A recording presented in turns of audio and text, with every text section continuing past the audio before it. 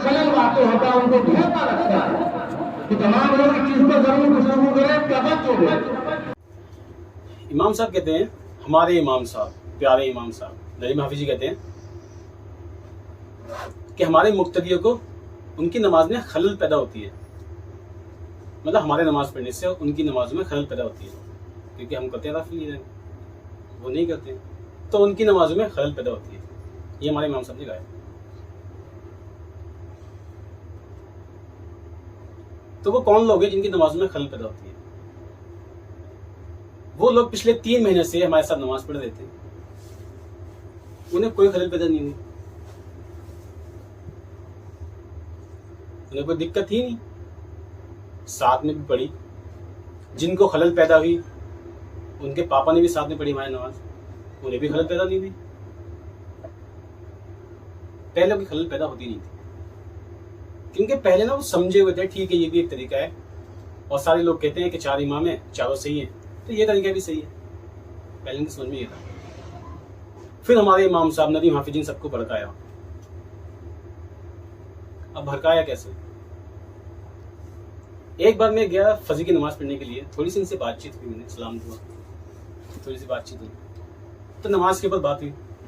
हमारे इमाम साहब ने कहा कि तुम नमाज की बात करते हो। अल्फाज उनके सुनना कैसे कहा, इन्होंने कहा तुम नमाज की बात करते हो, जो दाढ़ी मिटाता है उसकी तो नमाज ही नहीं होती। और कहा कैसे? इन्होंने इस तरीके से कहा कि जो दाढ़ी मिटाता है वो फासिक, और फासिक की नमाज नहीं होती। मतलब मुझे देख के मेरी दाढ़ी को, मैं कहा इमाम साहब मेरी तो अभी है इतनी, ये तो उसके ऊपर बात है जो पूरी मिटाता है उससे अस्तुले से। बोले नहीं, जो कटवाता है उसके लिए भी सेम ही है, जो दाढ़ी कटवाता है मिटवाता है वो फासिक, और फासिक की नमाज नहीं होती। अच्छा, तो फिर मैंने कहा ठीक है, तो वो जो तुम्हारे खजांची साहब हैं उनकी तो दाढ़ी नहीं है, वो तो पूरी क्लीन शेव है, उनकी कैसे जाती है? बोले मैंने तो कहा है सबसे। मैंने कहा सबसे कह दो फिर इसी बात के बारे में कि तुम सारे फासिक हो, उनकी नमाज नहीं होती, फिर मुझे भी कहो। वरना खाली मेरे ऊपर ये लगाना कि मैं दाढ़ी कटवाता हूँ, थोड़ी सी रखवा लेता हूँ, या थोड़ी रखवा रखी है मैंने, तो मैं फासिक हो गया। और जो तुम्हारा खजांची है जिसकी दाढ़ी ही नहीं है पूरी, कभी देखी किसने मुझ, सब तो क्लीन शेव रखता है वो, तो वो फासिक नहीं है। तो मैंने कहा अगर ये बात मुझ पे लागू होती है, फासिक वाली बात, कि जो दाढ़ी कटवाता है वो फासिक, और फासिक की नमाज नहीं होती, फिर तुम्हारे खजांची की भी नहीं होती, जाके मुझसे भी कह देना। और तुम तो उससे दीन का काम ले रहे हो, मस्जिद में काम करवाते हो उससे, उसको खजांची ना रखा है जो फासिक है, और एक और फासिक है तुम्हारा खजांची, सबको कहो फिर। अब भाई साहब इमाम साहब ने ये बात कह दी होगी अपने खजांची से जाके, क्योंकि जब तक बात दूसरों पे रहती ना लोग बड़े मजे लेते हैं, जब खुद पे आती है तो खिलच जाती है। तो अब पहुंच गई इनके खजांची के ऊपर बात। अब मैंने नहीं कहा कुछ भी इसमें, बाखुदा मैंने वैसे ही कहा जैसे इमाम साहब ने कहा। मैंने वो बात उठा के सिर्फ पलट दी, थोड़ी सी जो मुझ पे लगाई थी वो मैंने इनके खजांची पे लगा दी, क्योंकि उसूल सबके लिए बराबर है। तो इमाम साहब ने कहा कि जो दाढ़ी मिटाता है वो फासिक, और फासिक की नमाज नहीं होती। तो मैंने इनसे कहा कि ठीक है, फिर तुम्हारा खजांची भी फासिक है, उसकी भी नमाज नहीं होती। फिर दूसरा खजांची फासिक, उसकी नमाज नहीं होती। इन्होंने जाके अपने खजांची से कह, क्योंकि भाई खजांची दोस्त है इनका, एकदम पक्का रिश्ता है, दूसरा वाला भी इनका। तो फिर वो अब जोहर का वक्त स्टार्ट हुआ। मैं थोड़ा लेट पहुंचता था, क्योंकि दुकान बंद करके आता हूँ तो थोड़ा लेट जाता हूँ मैं। तो मैं पहुंचा तो इनके खजांची साहब थोड़ा पीछे हट गए पहली सफ से, और खजांची साहब के अब्बा भी हट गए। एक साहब और थे जिनकी पैंट पूरी रहती है, उन्हें अपनी पैंट की फिक्र नहीं है कि टकने पूरे बंद रहते हैं उनके, उन्हें खाली रफ लेने से दिक्कत थी, खाली बस अपने टकनों से नहीं थी। अरे ये मनसूख हुआ नहीं हुआ ये तो साबित करने में टाइम भी लगेगा ना, लेकिन जो टकने से नीचे कपड़ा लेके चलते हैं उनकी तो नमाज होती नहीं है, चाहे कहीं भी चले जाओ, बरेलवी देवबंदी है लेडीज कहीं भी चले जाओ, तुम नमाज ही नहीं होती इसकी। तो वो 3 लोग हट गए पहली जमात से पीछे। इमाम साहब ने कुछ नहीं कहा उनसे कि तुम पहले सवाल पूरी करो। ये जो हदीस पढ़ते हैं ये हजरत जाबिर बिन समरा वाली रज़ियल्लाहु अन्हु, उस हदीस में आगे ये तो है कि पहले सब पूरी करनी है। तो इमाम साहब ने उनसे कुछ नहीं कहा, क्योंकि अब एक बंदे को टारगेट करना था मुझे, ताकि पता चले लोगों को, यहाँ देखो मुक्तदी भी खिलाफ है इसके।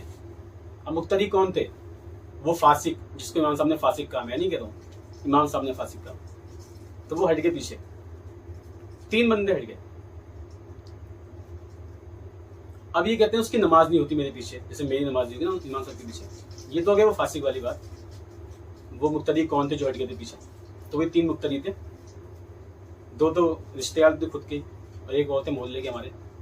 3 लोग हट गए थे सिर्फ जलन की वजह से, और कोई वजह नहीं थी, क्योंकि पहले हमारे साथ नमाज पढ़ते थे वो लोग, उनके साथ में नमाज ही पढ़ी है, उन्हें कोई दिक्कत नहीं थी। तो भाई ये तो होगी इसकी बात। अच्छा, अब जो हम नमाज पढ़ेंगे उसके बाद भी लोग घर आते हैं, फिर उसी दिन, ये बुध की शायद बात है, उसी दिन रात में फिर लोग घर पे बात करते हैं। तो हमारे हारून भाई खजांची साहब कहते हैं कि अगर इसने जुम्मे के बाद ऐलान करना है इमाम साहब, और फिर जुम्मे के बाद इसने अगर फिर से नमाज पढ़ी ऐसे ही रफुल यदैन से, तो मैं इसे मारूंगा, चाहे मुझे जेल क्यों ना हो जाए। हमारे इमाम साहब कहते हैं कैसी बात कर रहे हो, हम तुम्हें छुड़ाएंगे। जिस बंदे ने 3 महीने से नहीं बोला वो, उसे एकदम क्या मिर्ची लग गई, उसे भड़काया गया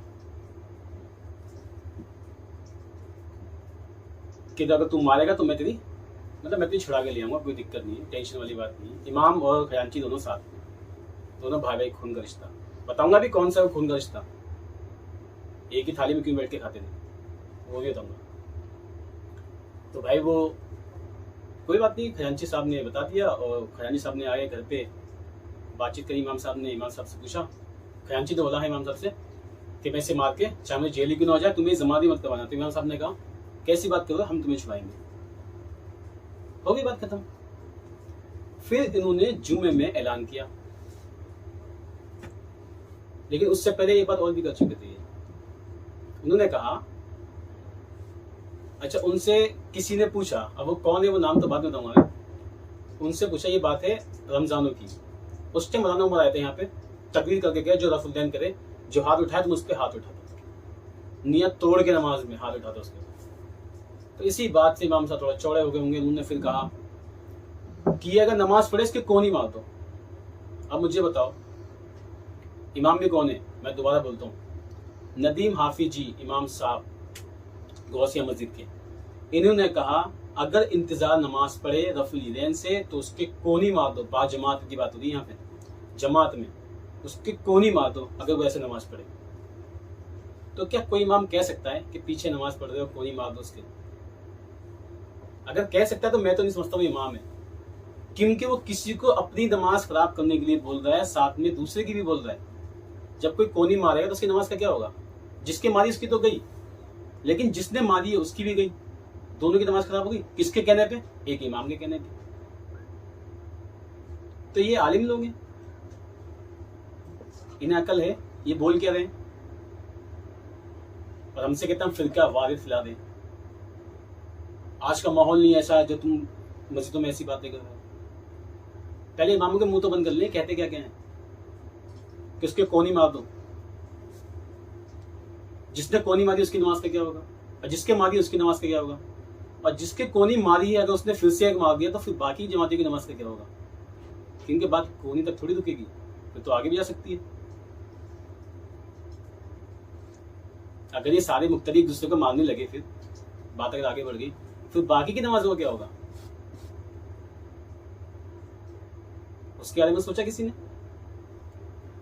हमारी सिर्फ इतनी गलती है कि हम नमाज पढ़ते रफुल यदैन से, वो तरीका जो गौसे आज़म का तरीका है, बस इतनी सी गलती